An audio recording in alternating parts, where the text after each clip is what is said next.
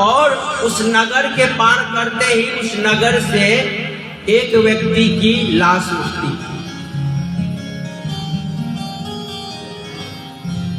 एक माथे पर भभूति लगाया हुआ बड़े बड़े बाल वाले बाबा जी टाइप के आदमी जो ही गांव से गुजरते थे कि गुजरते ही उस गांव में एक व्यक्ति की मृत्यु हो जाती। एक दो तीन दिन ऐसा घटना घटा, लोग कहते हैं मरना जीना तो लगा रहता है। किसी ने इस बात को कोई गौर नहीं किया, इस बात पर ध्यान नहीं दिया जो ऐसा क्यों हो रहा। लेकिन अगर आपके सामने प्रत्येक दिन ऐसा घटना घटने लगे तो आप लोग कारण पता करोगे। तो ऐसे ही चौपाल पे 10-20 आदमी जमा रहते थे। तो एक दो दिन किसी ने तर्क नहीं किया, लेकिन जब 7-8 दिन ऐसे बीता तो लोगों ने तर्क करने लगा। एक बात, एक पुरानिया लोग उसमें से आते हैं वृद्ध और कहते हैं बच्चों एक बात पर तुम ध्यान दो, ये महात्मा जब अपने नगर से गुजरते हैं उसी समय एक आदमी मरता है, गौर करो।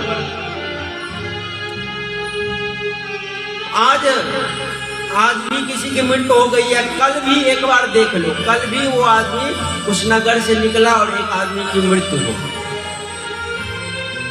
बोला अगले दिन ये आता है, इसे पकड़ के पहले पकड़ो, इसे रोको, ये कौन है। चौपाल के बगल से निकला, 4-5 मुस्तंड लड़के आगे में जाकर खड़े हो गए। बोले बाबा जी चलो, हमारे बाबा जी बुला रहे हैं।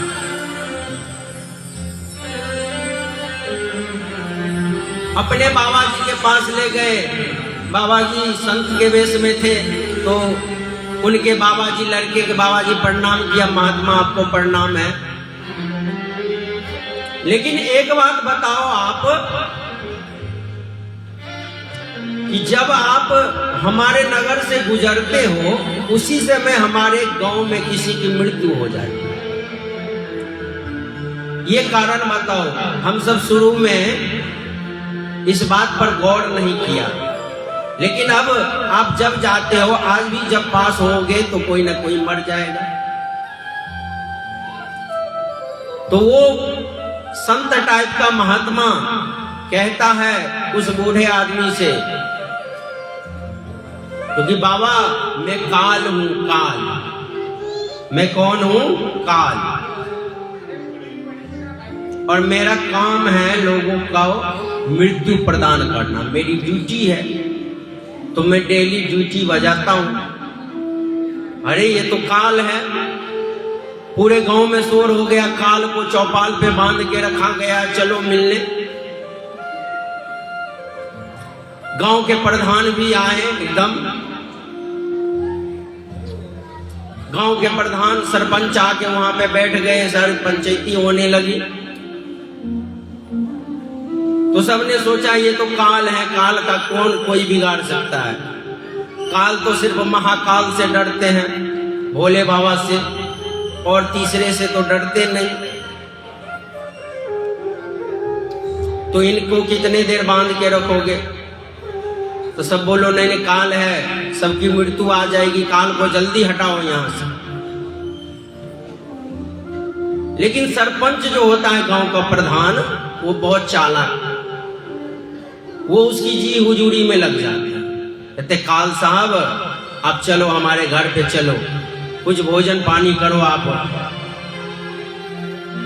हैं, आपकी कृपा हम पे बनी रहे, आप जल्दी मत ले जाना। मतलब वहां भी कुछ घूस खिलाने लगा, जो हमारी बारी जल्दी मत लाओ।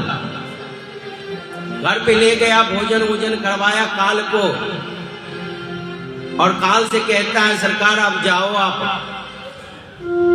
लेकिन हमने आपकी सेवा की है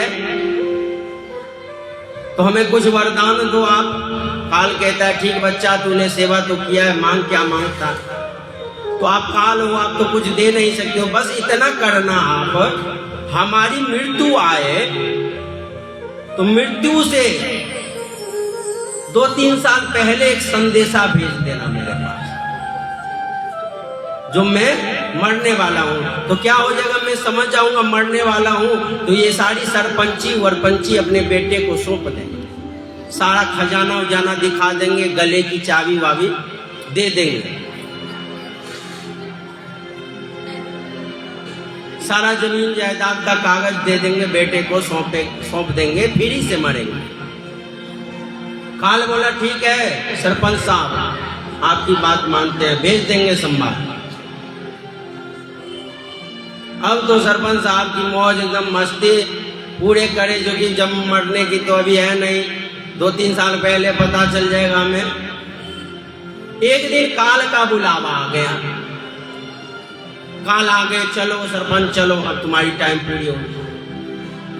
सरपंच बोला ये तो आप गलत कर रहे हो, हमें बताया था जो 2-3 साल पहले मैं आपको संदेशा भिजवा दूंगा, लेकिन आप आ गए हो लेने के लिए। अभी तो मैंने सारी जमा पूंजी अपने पास रखा है, तकिए के नीचे दबा के, दीवार के अंदर चुनवा के बेटे को बताने हैं।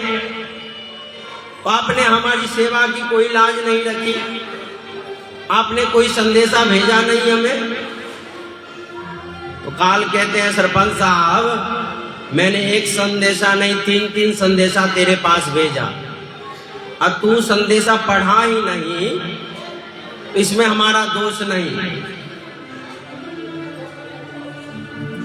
तो कौन सा संदेशा मेरे पास भेजे हो ये बता दो। तो मैंने 3 संदेशा तुम्हारे पास भेजे हैं। पहला संदेशा ये था, जब तुम्हारे बाल पकने लगे, तो ये मेरा पहला कॉल था तुम्हारे पास, जो अब चलने की तैयारी कर दो। वैसे आजकल तो बीमारी आ गई है, बच्चे की भी पकड़ने लगती है, लेकिन एक उम्र में जब बाल पकने लग जाए तो डाई वाई करवाना बंद कर दो, समझ जाओ भगवान का बुलावा आ गया। और दूसरा संवाद मेरा ये था, जब तुमने आंख से देखना बंद कर दिया तो बेटे ने जाके तुम्हें चश्मा लगवा दिया, लेकिन वो मेरा दूसरा संवाद था।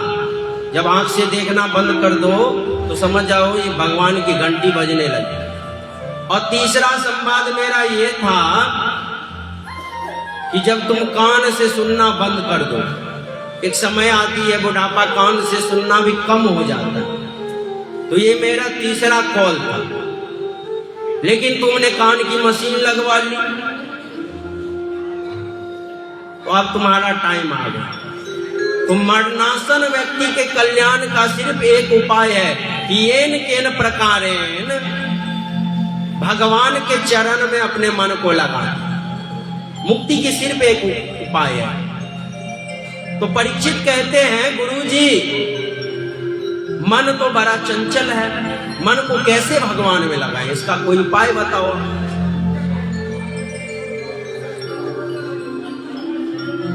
जित आसनं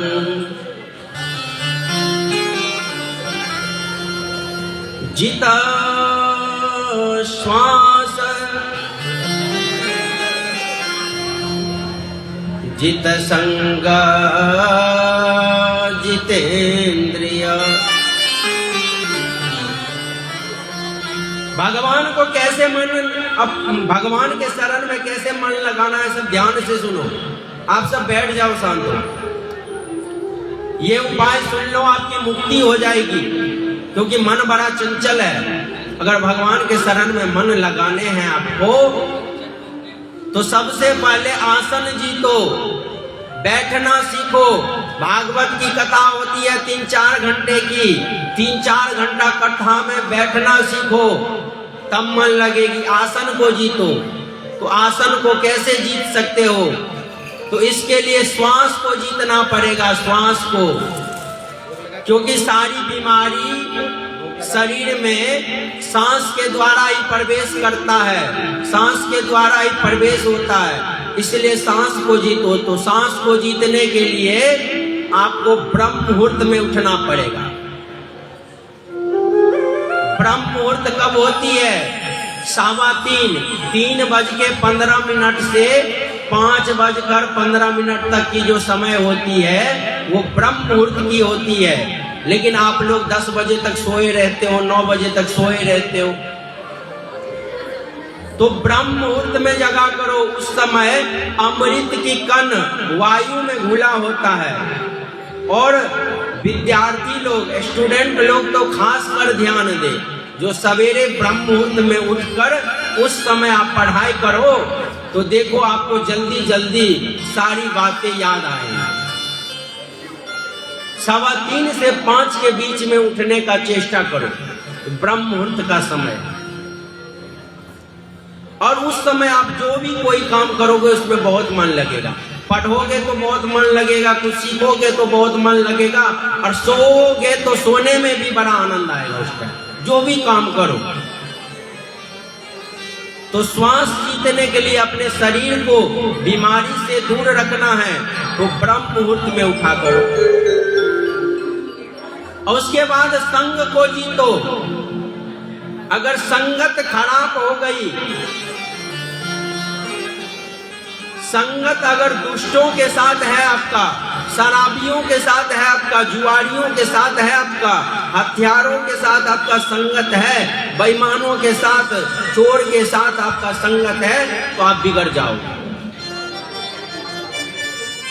सज्जन लोग, साधु संत गण, शिक्षक गण, ज्ञानी लोग, धर्मात्मा लोग, ऐसे लोगों से अगर आपकी संगत है तो आप अच्छे बनोगे। तो इसीलिए संग की बड़ी महिमा है। संगत अच्छे करोगे तो संगत से गुण आता है, संगत से गुण जाता। इसीलिए संग को जीतो। और आसन को, श्वास को और संग को अगर जीत लिए, आपका मन ऑटोमेटिक आपके कंट्रोल में हो जाएगा। उसके बाद अब मन को जहां पे लगा दो उधर लग जाएगा। अब भगवान में लगा दो तो भगवान में लग जाएगा। आप जितेंद्रिय बन जाओगे। ऐसे व्यक्ति को मुक्ति मिलती है। तो संग सबसे अच्छा होनी चाहिए। काशी में एक सेठ जी थे और उनका एक ही बेटा था। बेटा विदेश में रहता था, ऑस्ट्रेलिया, अमेरिका, जहां कहीं भी विदेश में रहता था। और सेठ जी को भारत की भूमि से बहुत प्यार, बहुत प्रेम अपनी भूमि से होनी चाहिए। जननी जन्म भूमिश्च स्वर्गादिगरीयस्य। जन्मभूमि जो होती है सो जननी होती है, माता की समान होती है। उनके आगे स्वर्ग भी फीका है, राम जी कहते हैं। तो सेठ जी को अपनी भूमि से प्यार। सेठ जी की पत्नी थी, पत्नी गुजर गई। अब सेठ जी की सेवा कैसे होवे, उनकी बड़ी दिक्कत आने लगी। सेठ जी का बेटा बलजोरी सेठ जी को, आजकल के बच्चे तो बात नहीं मानते हैं, लेकिन उनका बेटा तो भी अच्छा था, अच्छी परवरिश कर रखे थे। बोले पिताजी चलो मेरे पास रहना वहां पे, अब आपके लिए तो नौकरी रोजगार छोड़ के आएंगे नहीं, और वृद्धाश्रम में दे देंगे तो लोग हंसेंगे। जो बच्चे को पढ़ाया लिखाया और बाप को वृद्धाश्रम में आजकल के बच्चे डाल देते हैं।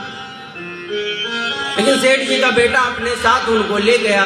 लेकिन सेठ जी ने भी उनसे प्रतिज्ञा करवा ली, जो वर्ष में 1 महीना के लिए तुम्हें हमें काशी में पहुंचाना पड़ेगा। उन्होंने बोला ठीक है, पैसों की कमी थोड़ी ना है, 1 महीना के लिए आपको यहाँ पे छोड़ जाएंगे। अब सेठ जी सत्संगी लोग थे, सवेरे जगते थे। विदेश से जब आए काशी तो वहां से सुबह सुबह दक्षिण दिशा में टहलने के लिए निकल गए। कुछ दूर आगे गए तो चोरों की बस्ती थी, और चोरों के बस्ती से पहले एक नीम का पेड़ था, और नीम के पेड़ पर एक तोता बैठा हुआ था। सेठ जी को आते देखते ही तोता जोर जोर से चिल्लाने लगा और चोर सबको जगाने लगा, लुटेरे को जगाने लगा। जो देखो सेठ जी आए हैं, सेठ जी आए, बड़े इनके गले में सोने की चेन पड़ी है, हाथ में घड़ी है, जल्दी जगो और तुम लोग लूटो इसे। तोता बोलता है। चोर उचक्के जगे और सेठ जी को 2 थापड़ भी लगाया और उनके गले से चेन उतार ली, हाथ से घड़ी खोल ली। सेठ जी बोले ये सूगा तो बहुत खतरनाक है, इन्होंने तो पिटवा दिया, हमें लुटवा दिया। 1 महीना बीते, सेठ जी के विदेश चले गए और फिर 1 साल बाद विदेश से आए और फिर सुबह की टहलने की आदत। इस बार वो उत्तर दिशा को निकल गए, बोले इधर नहीं जाना, इधर बहुत चोर उचक्के रहते हैं। इधर गए थोड़ी दूर पर तो एक बड़ा सुंदर तालाब, सरोवर के तट पर मंदिर बने हुए थे और वहां भी एक नीम का पेड़ था और उस नीम के पेड़ पर भी एक तोता। सेठ जी के आते ही वो तोता कहते हैं, स्वागतम स्वागतम सेठ जी, आपका स्वागत है हमारे धर्मशाला में। आप आओ, सरोवर में स्नान करो, भगवान की भोग तैयार हो रही है, आप स्नान करके भोग पाओ, पूजा आरती करो। बहुत मीठी मीठी वाणी से उनका स्वागत किया। सेठ जी को बड़ा आश्चर्य हुआ, एक वहां पर सुखदेव तोता था, उन्होंने लुटवा दिया, ये हमें बिठा रहा है, बहुत आदर कर रहा। बगल में संत थे, सेठ जी ने पूछ दिए, जो महंत जी अगले बार मेरे साथ ऐसे ऐसे घटना घटा था, वहां पे एक तोता ने हमें लुटवा दिया था और एक आपके पास ये तोता है, ये तो बहुत ज्ञानी है। महंत जी ने कहा, आप सुखदेव जी से ही पूछ लो। तो वो तोता कहता है सेठ जी से, हाँ सेठ जी, हमने आपकी बात सुन ली है, अगले साल जो आपकी घड़ी चेन जो लुटवाए थे, वो तोता कोई और नहीं, वो तोता हम ही थे। लेकिन इसमें मेरा कोई दोष नहीं, मैं चोर उचक्कों के यहाँ रहा करता था, शराबी जुआरी के पास रहा करता था, तो उसके पास हरदम मार काट वाली बातें सुनते थे। और तोता का गुण होता है, आप जो सिखा दो सीताराम सीताराम तो सीताराम सीताराम, और गाली बकना सिखा दो तो पूरे दिन गाली देता रहता है। एक हमारी दादी का तोता था, बहुत गाली देता था, क्योंकि दादी अम्मा गाली बकती थी, वो सीख गया था। अब वो जो कोई आए तो ऐसे गाली देवे, वो तो उनका वो नेचर होता है। अब बेचारा सेठ जी से बोला, मैं उस संगत में था, भला हो इस संत सबका जो उधर से गुजर रहे थे, मैं भी इनके साथ हो लिया यहाँ, और यहाँ पर जब आया तो अच्छे अच्छे बातें सुनने को मिले, भजन सुनने को मिले, तो इसी कारण हम भी शुद्ध हो गए। तो संगत की बड़ी महिमा है, संगत आप जैसा करोगे वैसा बन जाओगे। तो संग जीतोगे तभी भगवान की भक्ति में आपका मन लगेगा। और परीक्षित, और भगवान के भक्ति में जाकर सदैव भगवान नाम संकीर्तन सुना करो, भगवान की कथा सुना करो। भगवान का बाल चरित्र सुन के आज मेरे सामने देख रहे हो 100-100 साल के बाबा, 1000-1000 साल के बाबा हमारे बैठे हुए हैं और हमसे वो कथा सुनना चाहते हैं। इसका ऐसा कारण है कि मैंने भगवान की बहुत सत्संग की है और मैंने गुरुओं से अपने पिता व्यास जी के बताए गए भागवत, उनके लिखे गए भागवत को हमने सुना है, हमने पढ़ा है, इसीलिए हमें ये ज्ञान की प्राप्ति हुई है। बोलो जय श्री कृष्ण।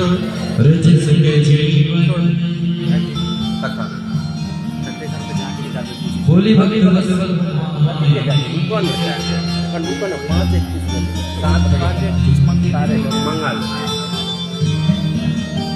सुखदेव जी कहते हैं,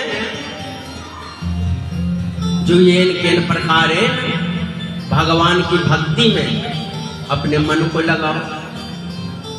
इसके लिए संग, आसन जी तो पहले बैठना सीखो। कथा में लोग उठते बैठते हैं, कथा नहीं आती है, फिर वो भजन सुन के चले जाते हैं। कथा सीखो। यहाँ गुरु जी से ज्ञान प्राप्त किया और इस कान से सुनकर उस कान से निकाल दिए, उसे श्रोता नहीं कहते हैं, उसे श्रोता कहते हैं। समझो वो सो रहा था कथा। और सच्चे श्रोता वही होते हैं जो कान से सुन के उसे अपने हृदय में उतार कर मनन करने लगे।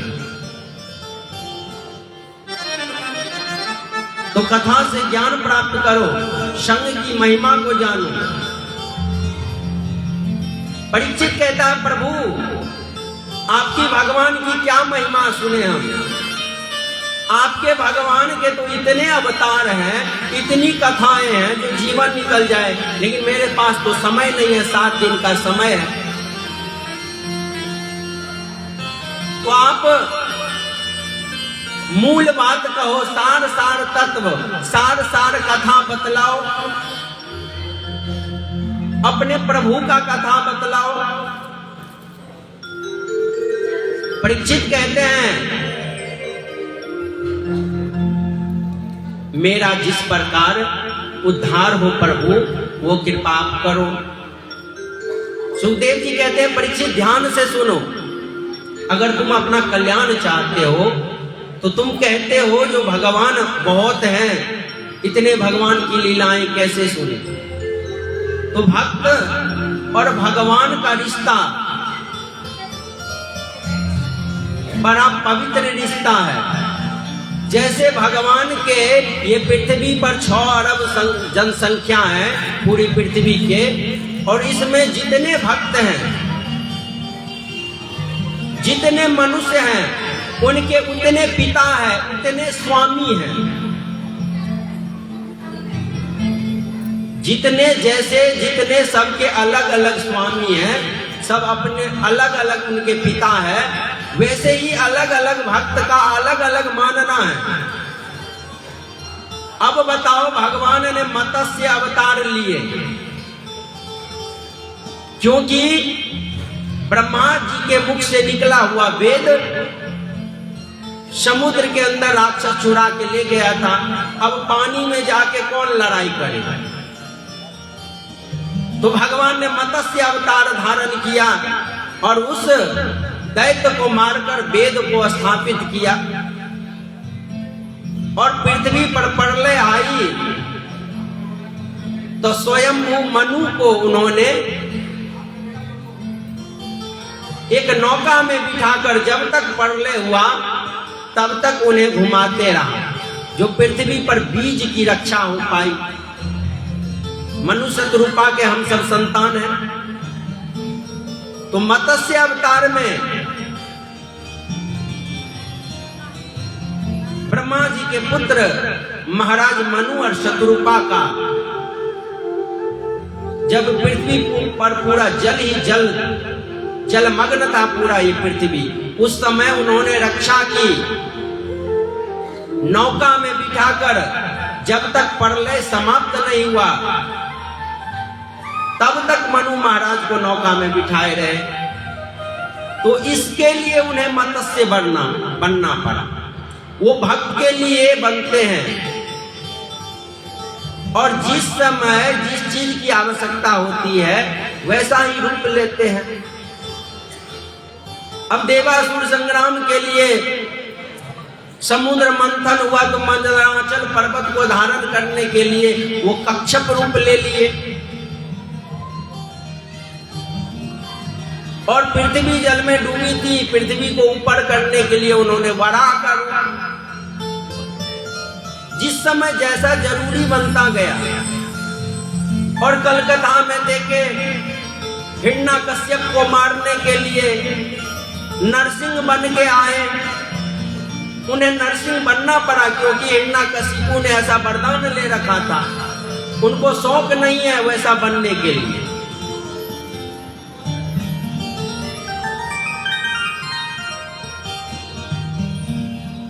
अब बताओ त्रेता युग में हमारे रामचंद्र जी कौशल्या माता के यहाँ चतुर्भुज रूप धारण करके शंख चक्र गदा पद्म हाथ में लेकर पधारे। तो मैया कौशल्या बोली, हम जब तपस्या किए थे मनुष्य रूपा बन के, जो आप हमारे पुत्र बन के आओगे। तो पुत्र बन के आते हैं तो लोग छोटे होते हैं, बच्चे होते हैं।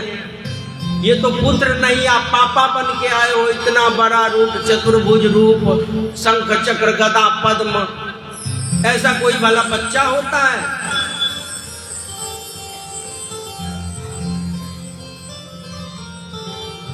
भय प्रगट कृपाला दीन दयाला कौशल्या हितकारी हरसित महानारी मुनि मनहारी अद्भुत रूप निहारी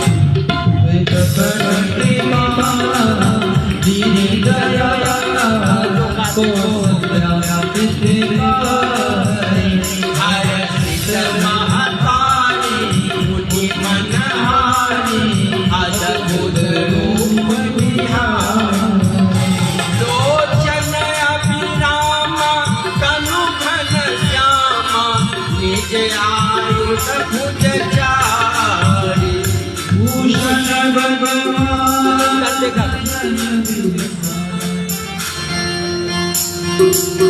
हर्षित महतारी मुनि मनहारी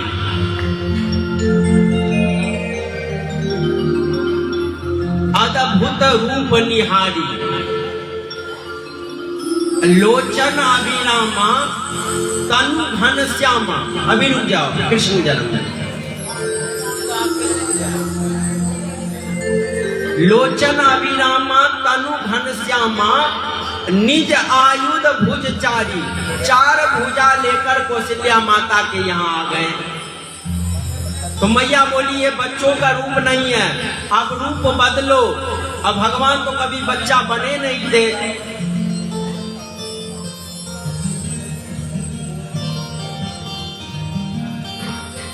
माता पुनि बोली सो मत डोली ताजहु तात यह रूपा की जैसी सुलीला अति प्रिय शीला यह सुख परम अनुपा। माता कहती है जो शिशु वाला लीला करो। माता कहती है जो शिशु वाला लीला करो। बच्चे तो बनो आप, ये चतुर्भुज रूप छोड़ो, ये शंख चक्र पद्म सब हटाओ। तो भगवान आए थे मैया को, माता कौशल्या को बाल सुख देने के लिए। तो सुनी बचन सुजाना रोदन ठाना होय बालक सुरभू। सुनी बचन सुजाना रोदन ठाना होय बालक सुरभू। यह चरित जो गावै हरि पद भावै तेन परं भवतु। यह चरित हरि पद भावै तेन परं भवतु। विप्रदेनु सुर संतहिता लिन्न मनुजय अवतार विजिच्छामि रमति तनु श्री माया मन गोपाल।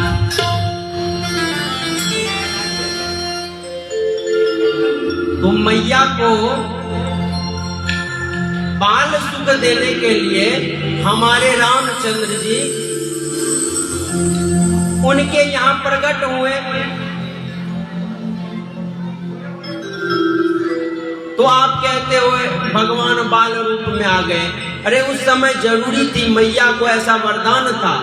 और जिनको जो वरदान देते हैं तो कलयुग के लोग थोड़ी हैं जो वरदान दे के भी फिर जाए, वचन दे के भी फिर जाए। वो भगवान है, वो अपने वचनों से नहीं फिरते। दशरथ कौशल्या जब मनु शत्रुपा थे तभी वरदान मिली हुई थी।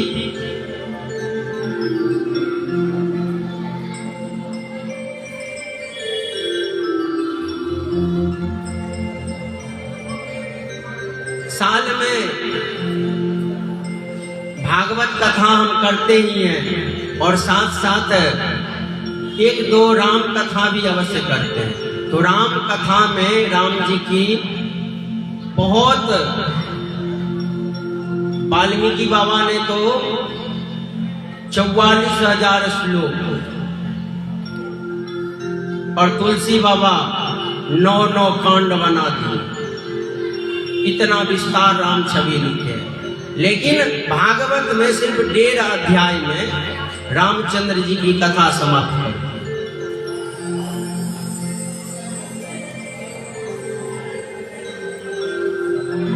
भगवान रामचंद्र जी सूर्यवंशी थे और कथा में जो कोई वंश वर्णन सुनते हैं, भगवान के वंश की कथा सुनते हैं, उनके वंश वाले का नाम सुनते हैं, उनकी वंश वृद्धि सदैव होती रहती। तो ब्रह्मा जी के पुत्र थे ऋषि मरीचि।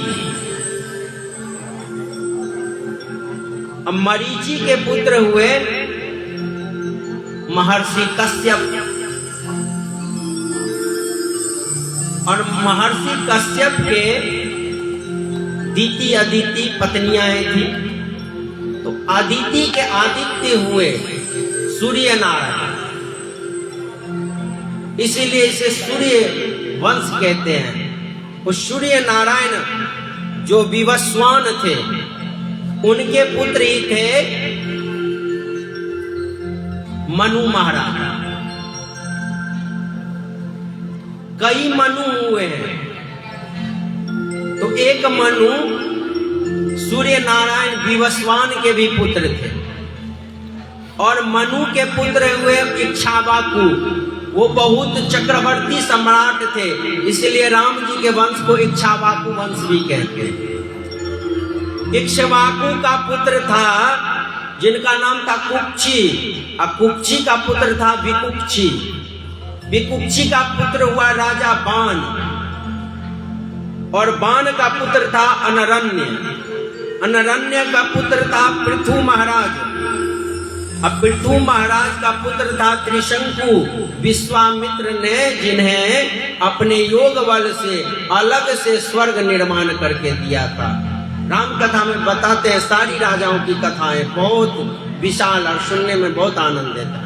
कभी बुलाना, आप सब राम कथा सुनाएंगे आप। तो त्रिशंकु के पुत्र थे धुंधुमार, और धुंधुमार के पुत्र हुए युवनाश्व। युवनाश्व के पुत्र थे राजा मानधाता, बहुत चक्रवर्ती सम्राट थे वो। ये सूर्य वंश वर्णन चल रही है। और मानधाता के पुत्र थे सुसंधि, और सुसंधि के पुत्र थे ध्रुव संधि। ध्रुव संधि के भरत, और भरत के पुत्र थे असित। असित के पुत्र थे राजा सगर, जिनके 10,000 पुत्र थे। माता देवहूति के कर्दम जी के पुत्र कपिल देव जी के नेत्राग्नि में जलकर राजा सगर के 10,000 पुत्र भस्म हो गए। तो उनकी दूसरी पत्नी से राजा सगर को असमंजस नाम का पुत्र हुआ।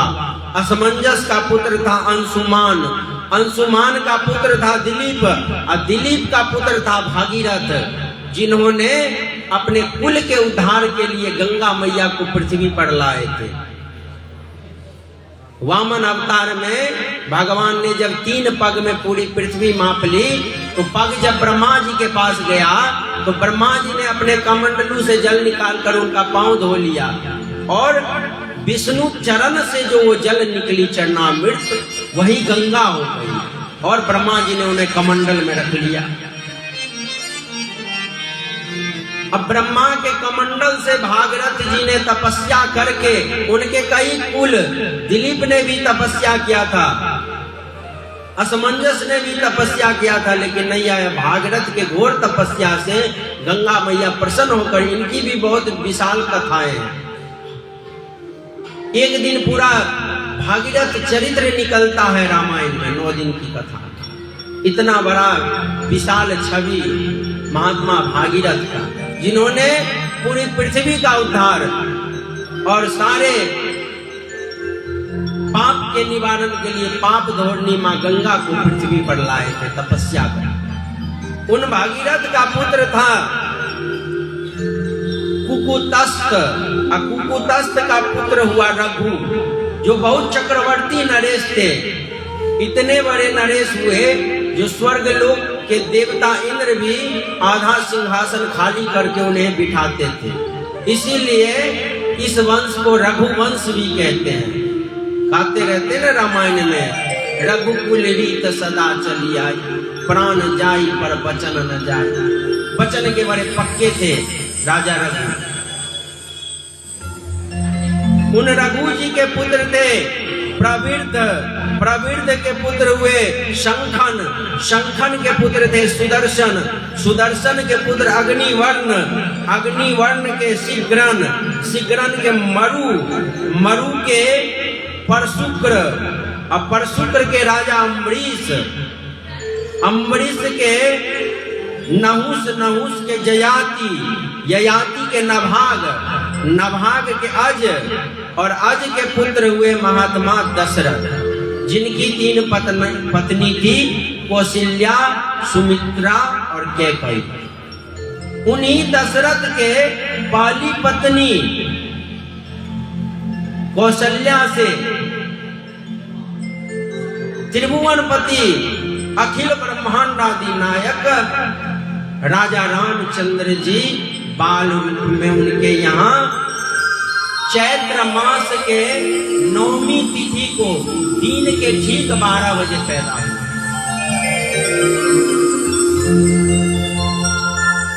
और उन्होंने ही जाकर मिथिला में हमारी बहन जो सीता मैया है, हम सब मिथिला के वासी हैं, तो वहां पर जाकर शिव धनुष तोड़ के हमारी बहन सीता जी को विवाह के लाए थे अयोध्या। और उन्हीं सीता से इतना प्रेम करते थे, उनका हरण हो गया तो लंका जैसे अविचल गढ़ को समुद्र पर सेतु बांधकर वानर सेना के साथ जाकर उस पूरे लंका को ध्वंस कर दिया। अपनी सीता से इतनी प्रेम। आजकल लोग ताजमहल जाते हैं देखने के लिए प्रेम की निशानी, वो नहीं प्रेम की निशानी है। कोई मर जाए उसके ऊपर आप ताजमहल बना दो।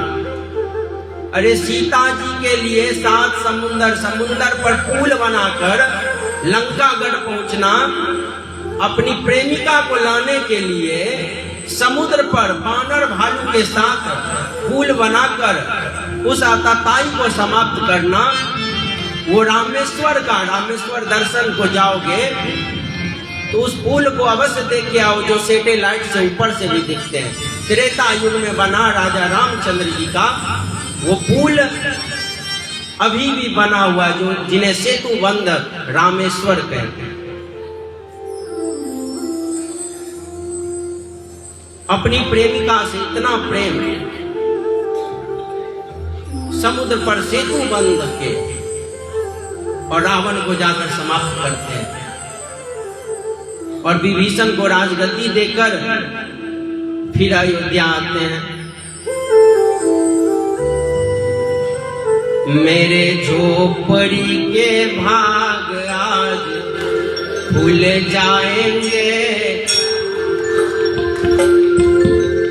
मेरी झोपड़ी के भाग आज भूल जाएंगे, कहाँ आएंगे। मेरी झोपड़ी भूल जाएंगे, कहाँ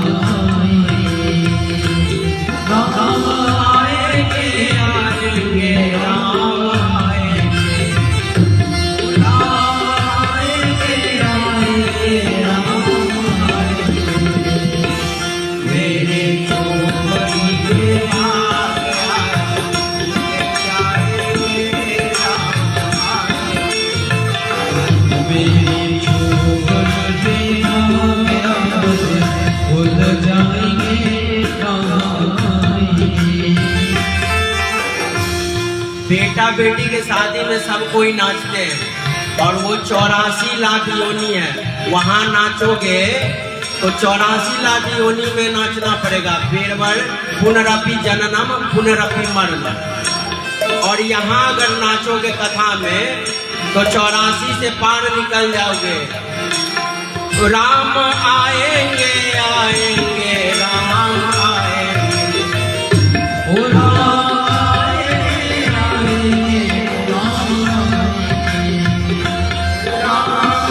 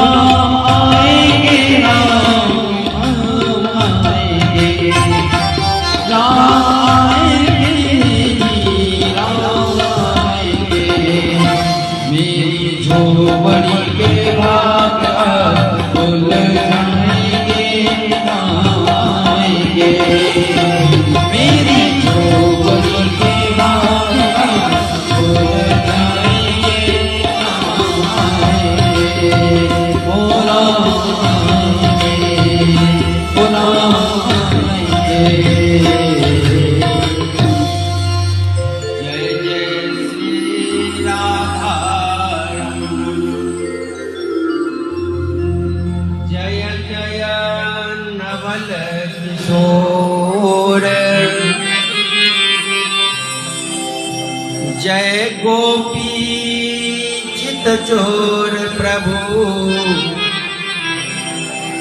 जय जय माखन चोर। नृत्य बचा के भी रखनी है। और कन्हैया जी का जन्म होगा तो दादी अम्मा तू सभी नाचना पीछे वाली, उनमें हम किसी को नहीं छोड़ेंगे।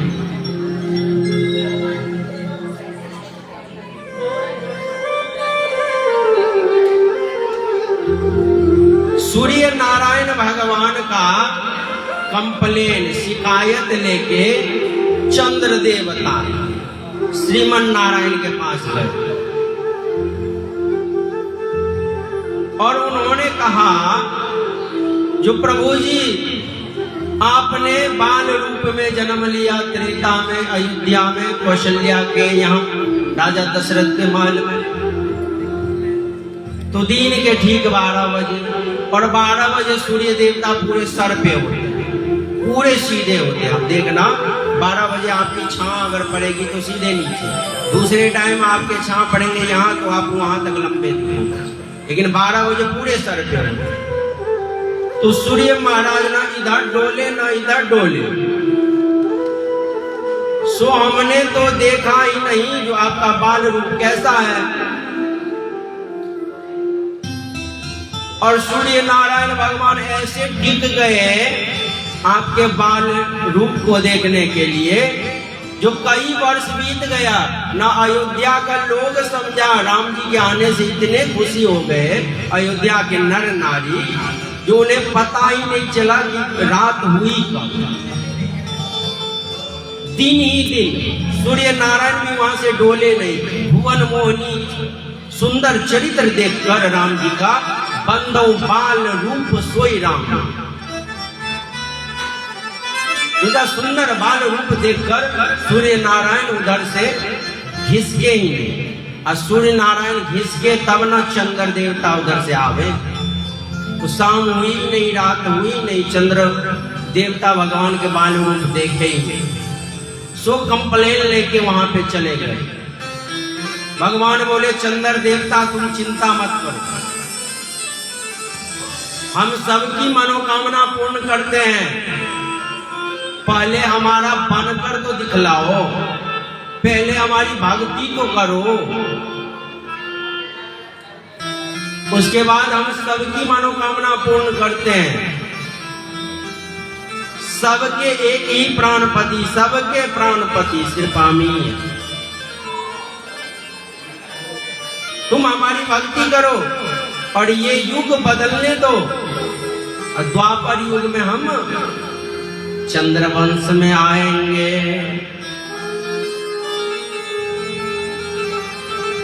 ब्रह्मा जी के पुत्र ऋषि अत्रि और अत्रि के पुत्र चंद्रमा और चंद्रमा के पुत्र आयु, आयु के पुत्र बुध, बुध के पुरुरवा,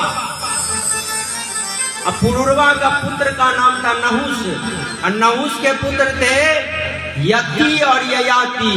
यति बैरागी बन गया था, छोटे भाई राजा ययाति को महाराज बनाया गया। राजा ययाति के 2 पत्नी थे, शुक्राचार्य की बेटी देवयानी और दानवराज वृक्षपर्वा की पुत्री शर्मिष्ठा। शर्मिष्ठा और देवयानी 2 पत्नी। तो बड़ी पत्नी देवयानी के 2 पुत्र थे, यदु और पुरवसु, और शर्मिष्ठा के 3 पुत्र थे, ध्रुवयु, अनु और पुरु। तो ययाति को शुक्राचार्य ने श्राप दे दिया ताकि तुम जल्दी बूढ़ा हो जाओगे, क्योंकि दूसरी शादी उन्होंने चोरी से कर ली। शुक्राचार्य ने बोला था सिर्फ हमारी बेटी से शादी करना, दूसरे से करोगे तो तुम नपुंसक हो जाओ, और दूसरे से भी कर लिए उन्होंने। तब शुक्राचार्य से बोला, महाराज अब तो हो गया, मैं हूं तो आपका जमाई ही, और जमाए आपका बूढ़ा होके मर जावे, ये तो अच्छी बात नहीं। आप कोई उपाय बताओ। तो शुक्राचार्य ने बोला, जो अपना जवानी तुम्हें दे दे तो फिर तुम जवान हो जाओगे। सब बेटों से उन्होंने अपनी जवानी मांगी। 5 बेटा में से 4 का 4 मना कर दिया, और छोटा वाला जो पुरु था उन्होंने अपना यौवन, अपना जवानी अपने पिता को सौंप दिया। पिता ने खुश होकर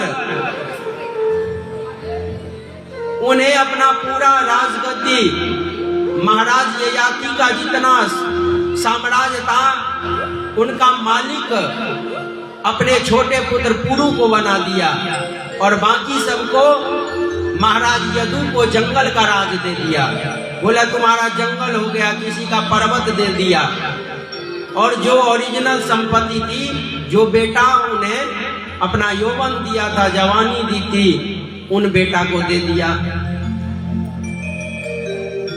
तो महाराज यदु जंगल के राजा थे, उनका मुख्य पशुधन था, पशुधन के वो मालिक थे। तो उन्हीं यदु महाराज के यहाँ सहस्त्रजीत नाम का पुत्र पैदा हुआ। उस सहस्त्रजीत के पुत्र थे भद्रसेन, अब भद्रसेन के पुत्र थे मधु, अब मधु के पुत्र थे वृष्णि। और आपका ये मादीपुर गांव यादव का गांव है, तो आप बताओ इसमें से वृष्णि यादव कौन है? वृष्णि वंशी कौन कौन यादव? आप जो यादव हैं, आप कौन से यादव हैं?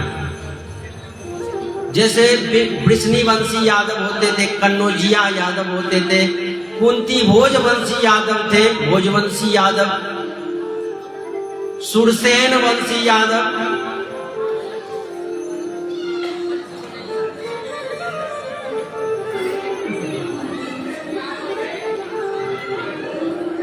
तो राजा वृष्णि के पुत्र, बड़े पुत्र का नाम सूरसेन महाराज, और उन सूरसेन महाराज के 100 पुत्र थे, उसमें से बड़े बेटे का नाम था वसुदेव जी। और उधर अंधक वंशी जो यादव थे, उनके राजा थे राजा उग्रसेन, और उनका बेटा का नाम था कंस। राजा उग्रसेन बहुत धर्मात्मा थे, लेकिन उसका पुत्र कंस बड़ा आताताई था। पृथ्वी पर जितने पाप होते सारे पाप करता था वो कमीना।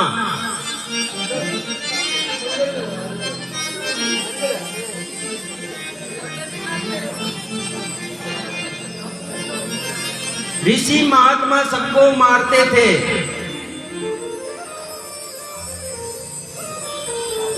कन्याएं की डोली लूट लिया करता था वो पापी। लेकिन उसमें एक गुण था, वो अपनी छोटी बहन देवकी से बहुत प्रेम करता था। देवकी से बहुत प्रेम करता था वो।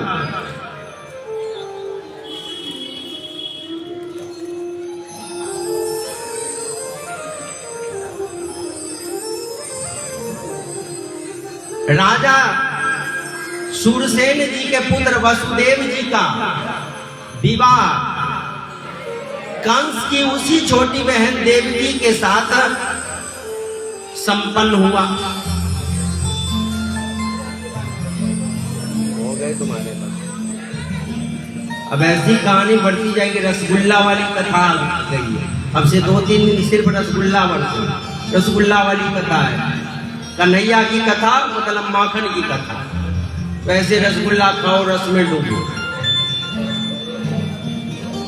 आज से रसगुल्ला वाली कथा शुरू हो गई, सिर्फ रसगुल्ला, रस में डूबे रहो, कन्हैया के रस में। और सौभाग्य यादवों का गांव है कन्हैया यदुवंशी। बोलो जय श्री कृष्ण।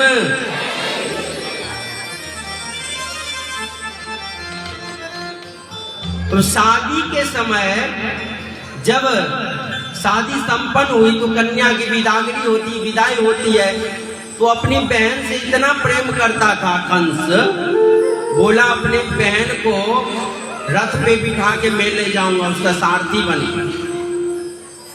मैं खुद रथ चलाऊंगा और हमारे बहनोई और हमारी छोटी बहन देवकी रथ पे बैठेगी, और दोनों को बिठा के जो ही नगर से बाहर निकाला। सब सुन लो, अम्मा जय जय श्री राधे, 10 मिनट रुक जाओ, इतना बुलवाएंगे खुद थक जाओगी, थक के बैठ जाओ।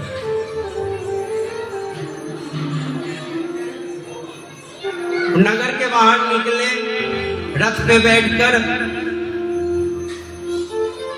वसुदेव जी और देवकी जी, उसी समय आकाशवाणी होती है,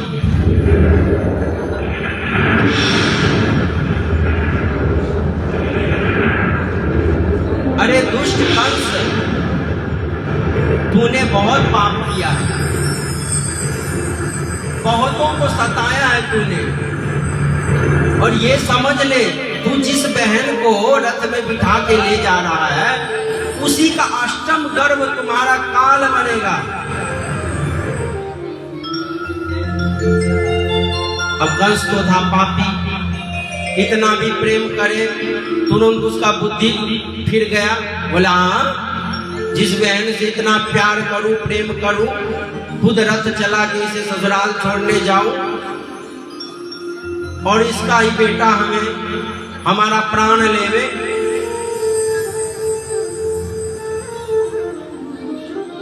बोला नहीं नहीं, इन दोनों का हत्या भी कर दिया जाए।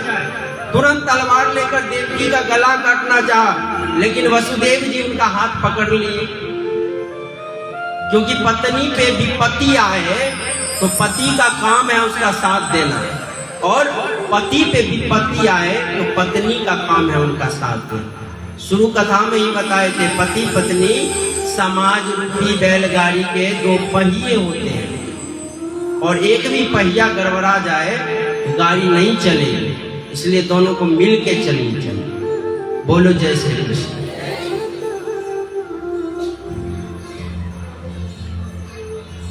वसुदेव जी ने कहा, कंस तुम्हें उनके अष्टम गर्भ से डर है, मैं तुम्हें वचन देता हूं कि इसका अष्टम गर्भ मैं तुझे सौंप दूंगा, इसके अष्टम गर्भ से ही डर है ना। कंस बोला ठीक है, लेकिन मेरा भी शर्त है, तब तक मेरे कारावास में जाकर तुम्हें रहना पड़ेगा, जेल में बंद करेंगे, क्योंकि तुम्हारा जो वृषणिवंशी यादव है कहीं तुम्हें छुड़ा कर लेकर चले जाए। तो कंस ने उन्हें कारागार में बंद कर दिया। पहला संतान हुआ देवकी का, रोने की आवाज आई, जेल वाले ने बताया, जेलर ने, जो देवकी के पुत्र हुए हैं। कंस बोला जो पहला बच्चा हमारा शत्रु नहीं है, लेकिन वो जिसके साथ पहले ही बताए संगत अच्छे अच्छे को बिगाड़ देते। उनका जो मंत्री था चाणूर, मुष्टिक, उसका मित्र बानासुर, उसका ससुर जरासंध, ये सारे दुष्ट टाइप के लोग थे। उन्हें उल्टा पचरा पढ़ा दिया, बता दिया 1 8 ऐसे करके उल्टी गिनती पढ़ा दी उसे। क्या जाने पहला ही 8वां हो जाए, 8वां पहला हो जाए, उल्टा गिनती बता दिया। तुम 8 से गिनो, 8 7 6 5 4 3 2 1, तो 8वां नंबर आ जाता है पहले वाले। तो पहले इसको मारो। अब सचिव वैद्य गुरु 3 जो, प्रिय बोले भय आस, राज धर्म तन 3 कर, होई बेगई नाम। सचिव मंत्री अगर झूठ बोले तो राज का नाश हो जाता है, अब वैद्य झूठ बोले तो रोगी का नाश हो जाता है। इसलिए वैद्य को, डॉक्टर को सत्य बोलना चाहिए, लेकिन डॉक्टर लोग गलत गलत दवाई खिला खिला के और बीमार कर रहे हैं लोगों, उनके पैसे बढ़े। कई डॉक्टर आते मेरे पास, गुरुजी अनुष्ठान कर दो, मरीज आते हैं। बताओ, अब उनके लिए लोग बीमार पड़े। बोलो जय श्री कृष्ण। ईमानदारी से कमाओ, झूठ मत बोलो, सचिव वैद्य गुरु, अगर गुरु झूठ बोल दे तो धर्म का नाश हो जाए। इसीलिए जल पियो छान के और गुरु करो जान के। जल पियो छान के और गुरु करो जान के। ऐसे उल्टे के पल्ले में पड़ गए, खुद की पूजा कराने घूमेंगे तुम, बोलेंगे छोड़ो सारे पाप करो, तुम हमें दक्षिणा दे दो, माफी है तुम्हारी। बोलो जय श्री कृष्ण।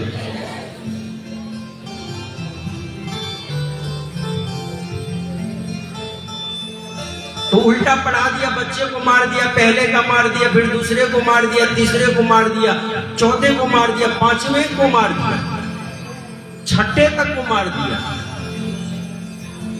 अब कल की कथा में बताए थे भगवान 3 पाप माफ नहीं करते हैं। जो बालक का हत्यारा हो, जग को विध्वंस करता हो, पूजा पाठ रुकवाता हो और कन्या के विवाह में व्यवधान पैदा करता हो, ऐसे 3 पापी को वो बख्शते नहीं। और उन्होंने एक बच्चे नहीं मारे, अपनी सगी बहन की 6 बच्चे मार दिए। तो भगवान ने कहा इसका पाप का घड़ा बढ़ गया, हमें जाना पड़ेगा, देवकी मैया की रक्षा के लिए हमें जाना पड़ेगा। और देवकी वसुदेव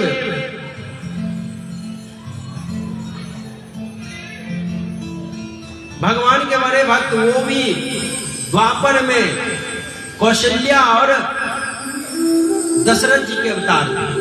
स्वयंभू मनु 3 जन्म तक बोला था जो हमें पुत्र का सुख चाहिए।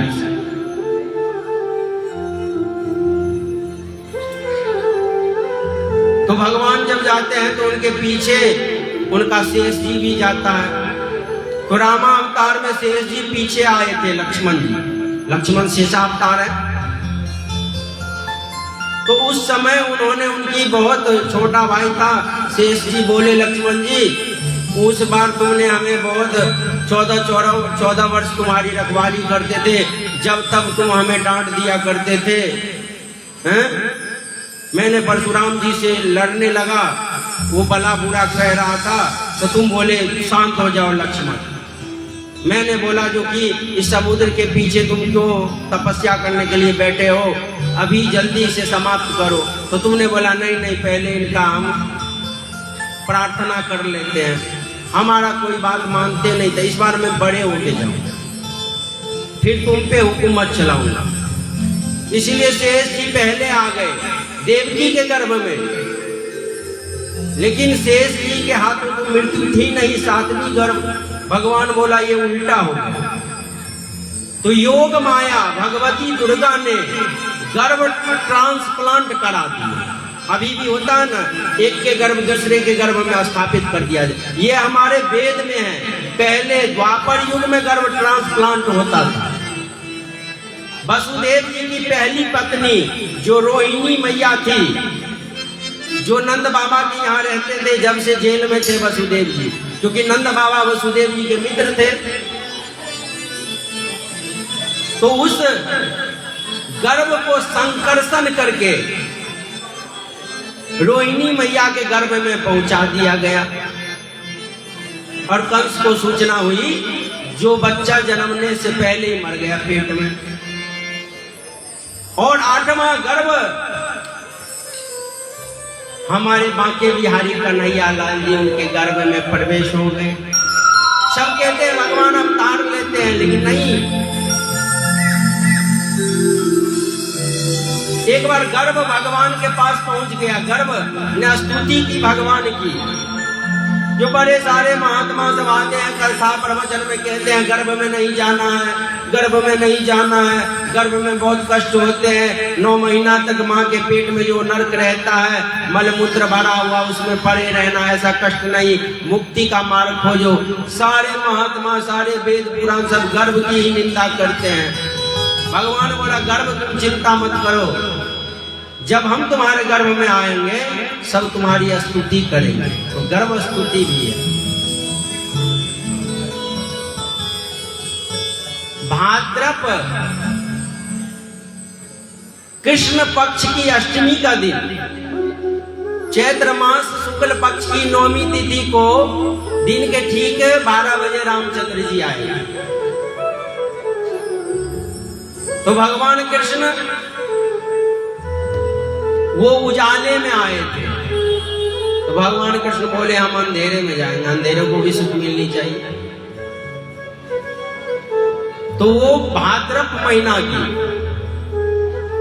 भाद्रपद जो महीना होता है वर्षा वाली, उस महीने के कृष्ण पक्ष की अष्टमी तिथि को रात को ठीक 12 बजे, ये देवता लोग 12 बजे ही आते हैं, ध्यान रखो। 12 बजे आए, क्योंकि उस समय 12 बजे भाद्रपद महीना की अष्टमी की रात को चंद्रमा घटने से बढ़ने की ओर होता है, क्योंकि उसके बाद परिवार आएगी, द्वितीया तृतीया चौथ पंचमी षष्ठी, अष्टमी के बाद एकादशी द्वादशी अमावस्या के बाद तुरंत आ जाते, उसके बाद चंद्रमा बढ़ने लगता। तो चंद्रमा पूर्ण रूप में था और बोला कि मैं आऊंगा, उस बार सिर्फ तुम्हें दर्शन दूंगा, क्योंकि त्रेता युग में तुम्हें देखने नहीं दिया गया। तो देवकी वसुदेव के उद्धार के लिए भगवान कृष्ण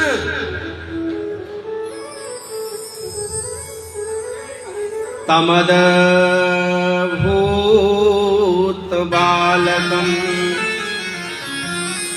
अम्बुजे क्षणं चतुर्भुजं शंख गदायुधयुधं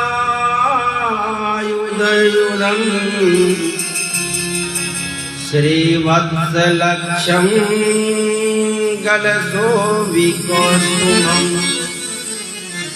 पीताम्बरं सान्द्र पयोदशोभवम्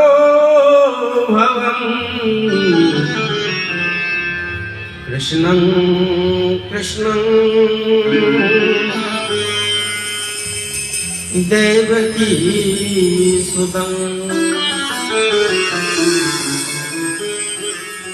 भगवान चतुर्भुज रूप धारण करके कारागार में प्रकट हो गए। मैया बोली अगले जन्म में तुम्हें बोले थे ना, ये 4 भुजा लेके मत आओ, बालक बन के आओ, छोटा रूप लेके आओ। तो मैया उस समय कोई डर नहीं था, उस समय राजा के यहाँ कोई डर नहीं था, खुशी का समय था। लेकिन यहाँ डर है, तुम्हारा शत्रु कंस है, इसीलिए मैं चक्र लेके आया हूँ, आएगा कंस गले उड़ा दे। नहीं नहीं तुम बच्चे बनो, मुझे बाल सुख चाहिए तुमसे। तो बालक बनेंगे तो फिर मैया तुम्हें हमारी रक्षा करनी पड़ेगी, क्योंकि बालक तो अपना रक्षा करेगा नहीं।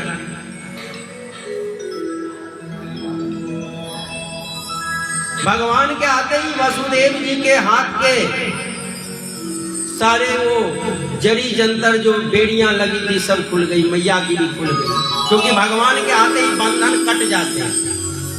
भव बंधन भव भय हर, बंधन काटने वाले उनके पास कोई बंधन नहीं।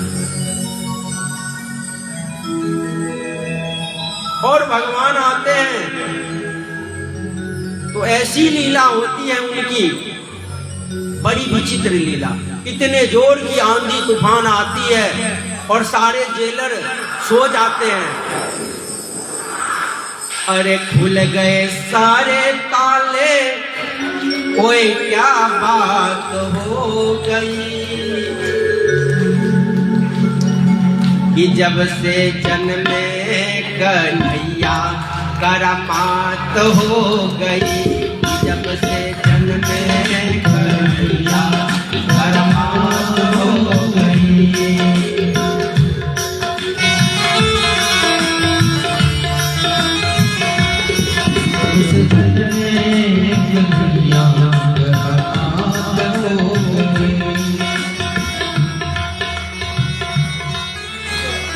अब कन्हैया जी आते, मैया भी बहुत नृत्य होगी। अब वसुदेव जी कन्हैया को लेकर जेल के सारे दरवाजे खुल गए और वो आ रहे हैं। वसुदेव जी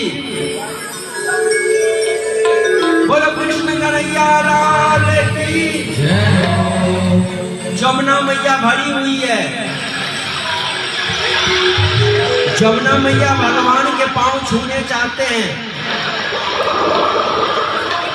जमुना मैया भगवान के पांव छूने के लिए बेचैन है और भगवान क्या करते हैं, पालना से पांव निकाल देते हैं। यमुना मैया नीचे हो जाती है और वसुदेव जी थोड़ा बैठ जाओ आप लोग, सभी बैठ गए। थोड़ी बैठ जाओ आप लोग, थोड़ा बैठ जाओ, थोड़ा प्रसंग है। उसके बाद बताते हैं आपको। वसुदेव जी यमुना पार करके कृष्ण कन्हैया लाल को गोखला में अपने मित्र के यहाँ, जहां नंद की पत्नी यशोदा मैया भी गर्भवती थी, वहां पर उस बालक को छोड़ के और यशोदा की जनी हुई योग माया को लेकर चुपचाप आकर जेल में बंद हो गए। और उधर उस बालक की रोने की आवाज सुनकर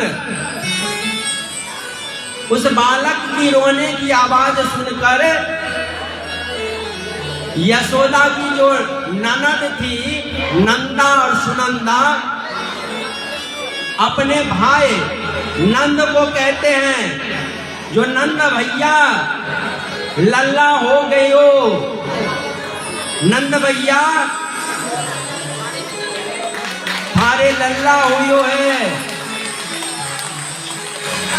जो ही लोगों ने सुना कि नंद बाबा के लल्ला हुए हैं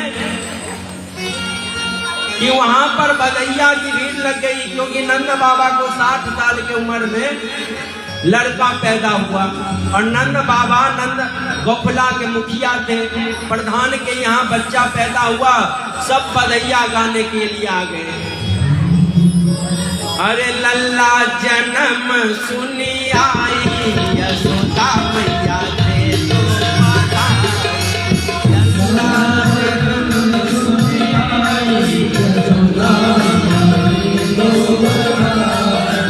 लल्ला जन्म सुनी आई यशोदा मैया जन्म सुनी आई यशोदा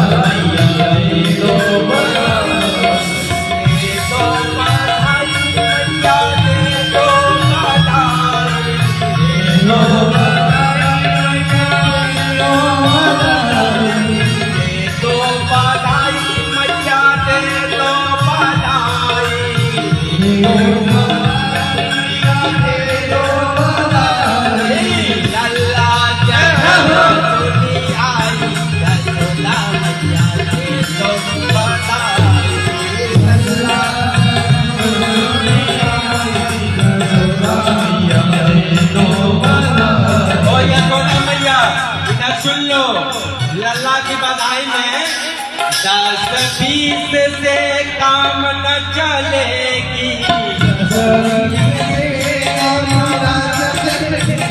यशोदा मैया 10-20 से काम नहीं चलेगा, 10-20 से काम न चलेगी।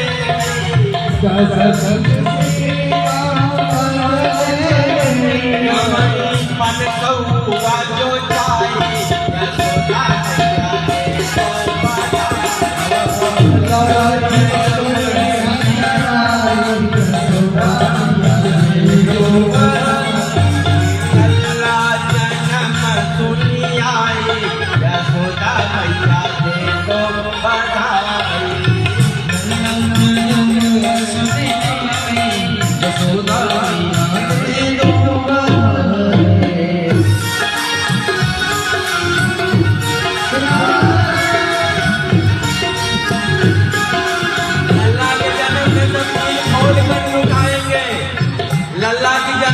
आपके यहाँ दिल खोल के लुटाओ। तुम 1 पैसे दोगे वो 10 लाख देंगे। दिल खोल के लुटाओ। लूंगी मैया 2-3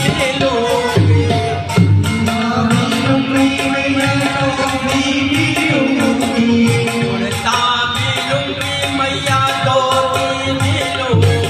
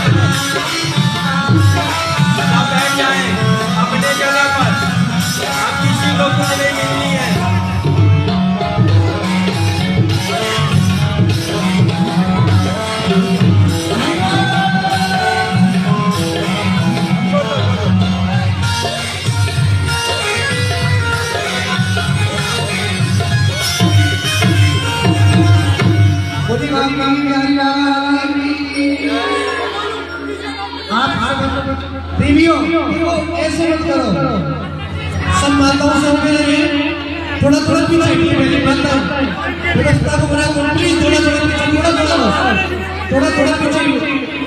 ये बताइए काम आया नहीं आया? अरे प्रेमियों भैया,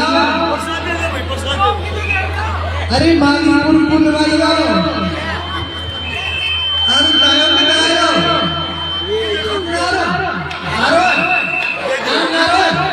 आप सबको खूब खूब बधाई है।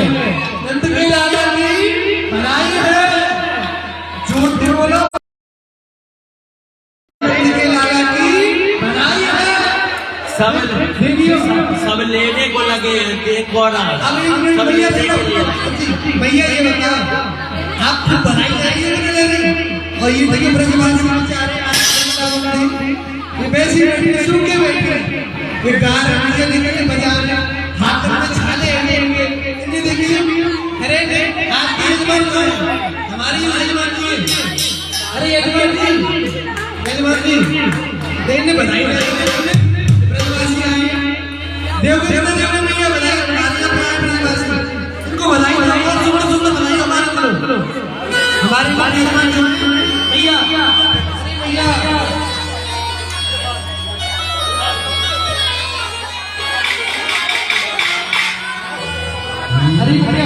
उनको सभी बैठ गए और जो बाहर खड़े हो गए, बाकी सब बैठ गए। अरे लाला जायो नंद करे, लाला जायो है, लाला जायो है नंद करे, लाला जायो है। ओ ब्रज में, ओ ब्रज में, ओ ब्रज में नंद करे, लाला जायो है। ओ ब्रज में नंद करे, लाला जायो है, लाला जायो है, लाला जायो है, लाला जायो है, लाला जायो है। जय जय जयकार नंद करे, लाला जायो है।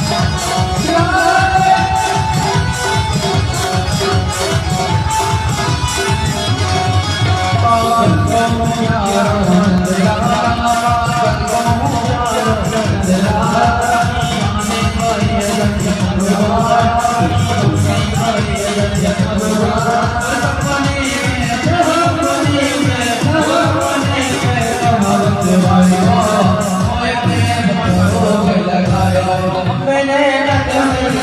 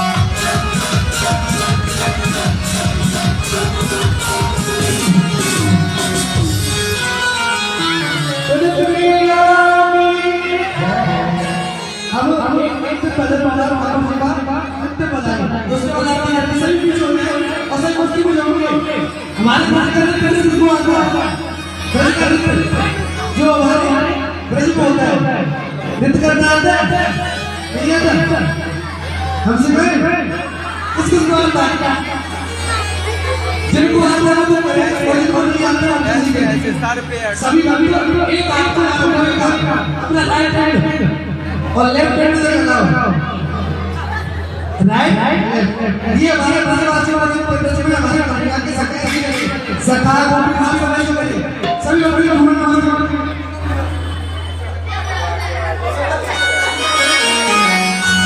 नंद के आनंद खायो कन्या